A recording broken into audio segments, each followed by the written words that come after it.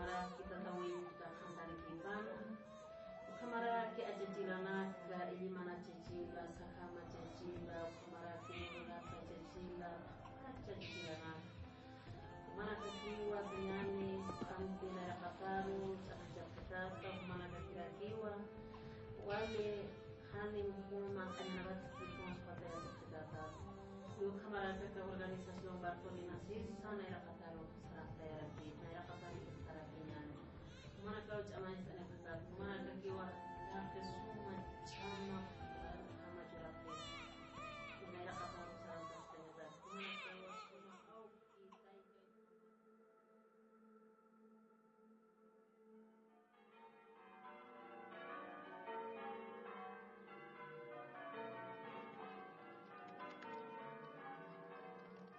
La llegada de un niño sigue siendo ese acontecimiento especial en la familia boliviana, quechua, aymara o criolla.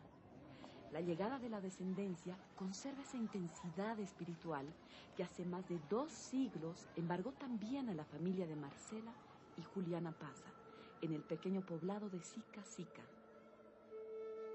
Corría la primavera del año 1750, cuando una mañana vieron fascinados los aymaras cómo 2 enormes cóndores se posaban en una montaña próxima a Sica Sica. Más tarde se dijo que uno de ellos representaba a la nación aymara y otro a la nación quechua. Llegaba así al mundo Juliana Paza, el primogénito de Marcela y Nicolás. Fue la presencia de aquellas maravillosas aves un presentimiento que más tarde le daría sentido a la vida del joven Julián, la unión de la nación quechua y aymara.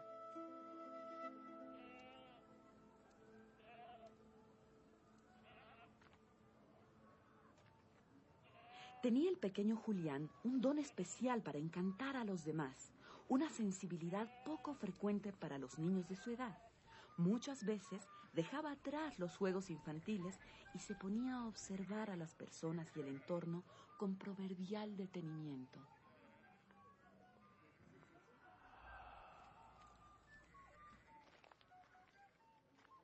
Nosotros tenemos otra visión, otra información de lo que ha sido nuestro abuelo Tupac Katari, pero lamentablemente se ha perdido en el tiempo, porque nuestra forma de pasar la información es de generación en generaciones a través de la oralidad.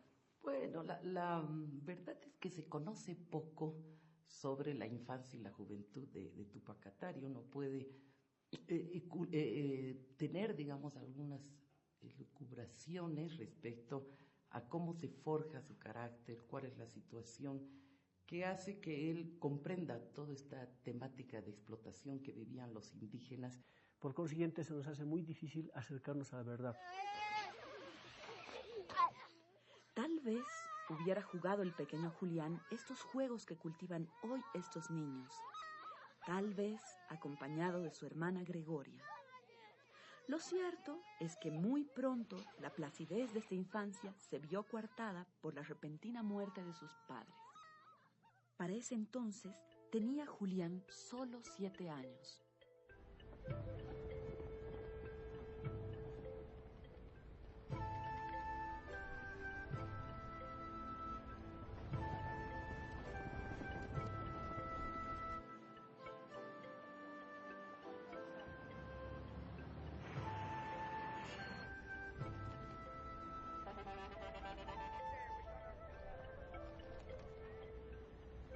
El nombre de la República de Bolivia, fundada el 6 de agosto de 1825, constituye un homenaje al libertador Simón Bolívar.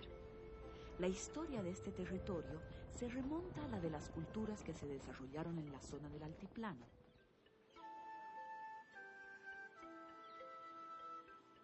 La nación boliviana posee una amplia diversidad de grupos étnicos y culturas. Los grupos étnicos se dividen en 2 ramas principales: el andino, desplegado principalmente en el altiplano y valles de Bolivia, y el grupo de las regiones cálidas, que comprende otras etnias con características propias. Los pueblos andinos se agrupan alrededor de 2 grandes naciones, la aymara y la quechua. Aymara hoy día está en todas partes. Quiero decir, las toponimias aymaras en Sudamérica están en muchas partes. Está desde Cajamarca hasta Catamarca.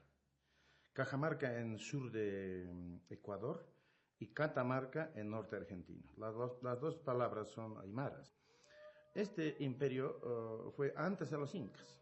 El área que ocupa hoy la nación boliviana se llamaba Collasuyo y estaba ocupada fundamentalmente por asentamientos aymaras. Con la llegada de los conquistadores españoles en el año 1532, se desarticula la organización que durante siglos funcionaba en la región. Surgía así una nueva estructura político-administrativa que se apoyaba estratégicamente en la explotación de los recursos naturales. Desde ahí empieza la resistencia de los pueblos indígenas originarios. Teníamos que estar cuidando nuestros valores, nuestros principios, en ese tiempo, en esa noche de la historia, en esa oscuridad de la historia, porque sí o sí estaba mellando nuestro espíritu y nuestra vida. Tupac Katari representa, yo diría, una serie de rebeliones indígenas que se da durante todo el periodo colonial. Es una expresión y una acumulación de rebeliones que se van dando durante el siglo XVI, XVII y XVIII. Pero la de Tupac Katari quizá es una de las más importantes y la que más trascendencia va a tener en la historia, porque de repente es una de las rebeliones que articula varias regiones donde están asentados los españoles.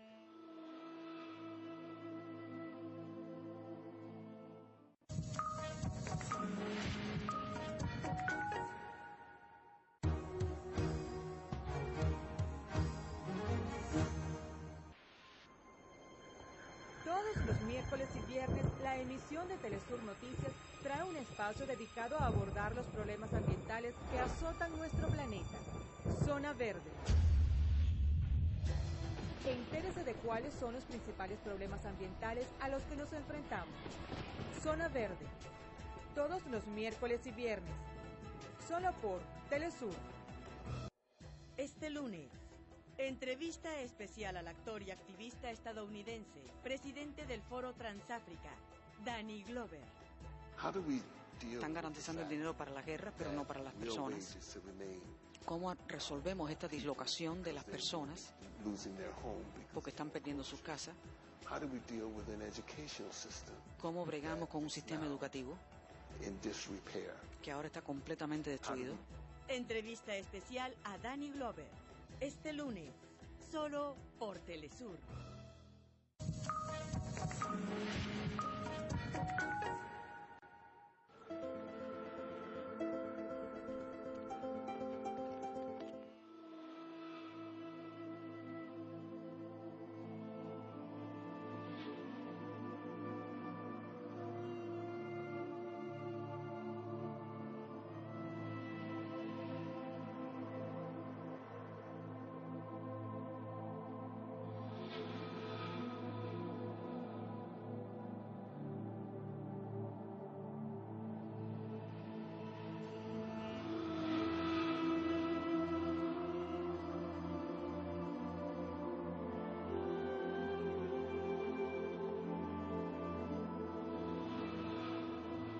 El espacio-tiempo para el mundo aymara es uno solo, es simultáneo y se lo llama Pacha.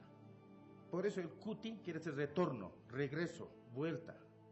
Entonces Pacha Kuti querría decir el retorno de los tiempos, el regreso de los tiempos. Es igual a retorno al equilibrio.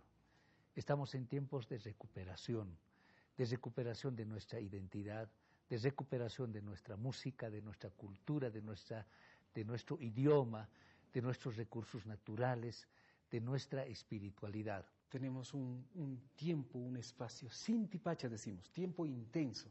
No solamente hay que vivir el presente, sino intensamente, con pasión, aunque mis ojos no lo vean. Porque nosotros no pensamos en algo individual, sino en lo colectivo, generacional. Reclamamos el llanto, el sufrimiento de nuestros abuelos, porque está en nosotros.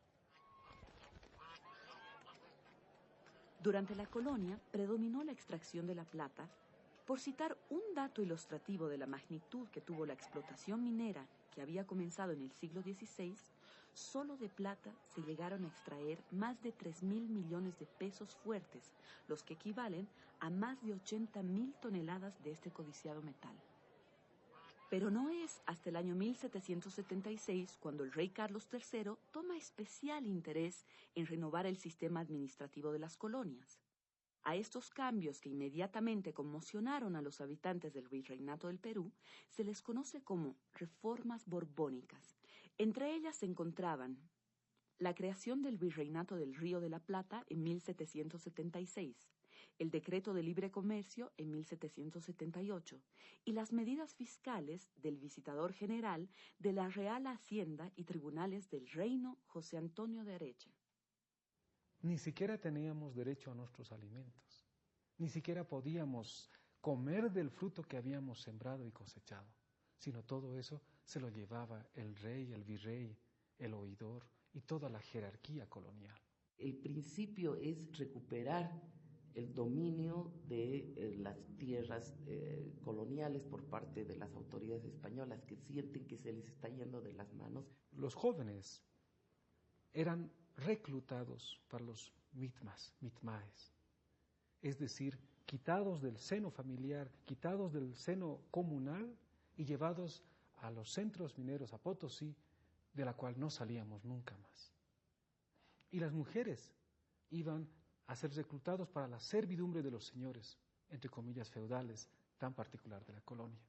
Por lo tanto, por ejemplo, un tema de violación profunda para los indígenas es el desconocimiento de sus autoridades originarias, que de alguna otra manera ya los españoles habían aceptado. Y es que, en una discriminatoria escala de valores, el indio se encontraba más abajo que los animales. Los españoles y muchos criollos los consideraban apenas unas bestias de carga, tildándolos de asquerosos, sombríos, huraños e incapaces de asimilar el cristianismo. El indígena americano, en un principio se les ha hecho creer que ellos eran salvajes, brutos, y que su idioma no servía para nada y que su cultura era cualquier cosa.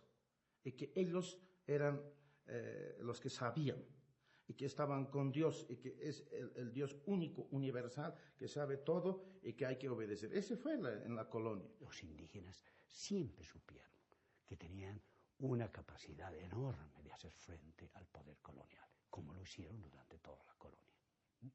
Y llegaron un momento que cuando las autoridades locales no pudieron responder a las demandas indígenas adecuadamente, no tenían otra opción.